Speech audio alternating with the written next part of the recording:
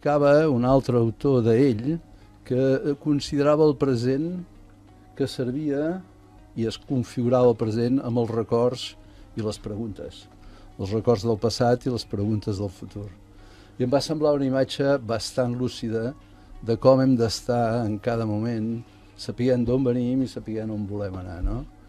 Perquè l'economia del coneixement no surt que algú l'hagi inventada, sinó que és un estat d'opinió que s'ha creat a Europa especialment, però també, sobretot els nòrdics, però també als Estats Units, òbviament, fruit de la, m'atreviré a dir-ho, d'una certa ja caducitat del model clàssic d'economia basada en el consum com a únic factor de creació de riquesa.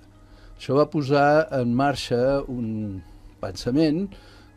Jo remarcaria que l'agenda de Lisboa en l'any 2000 va fer una aposta clara que l'economia del coneixement presidís a Europa tota la creació de riquesa. I a què es referien? Que seria potser la pregunta interessant que se'n fa, almenys jo entenc.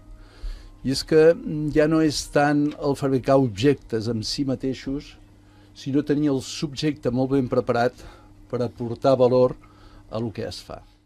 Per mi, d'una manera, al segle XVIII es va començar el tema de l'escolarització clàssica que coneixem, les escoles, etc. Al segle XVIII l'esperança de vida mitja era de 52 anys i el canvi tecnològic que tenia influència en la manera de viure en la societat era cada 100 anys.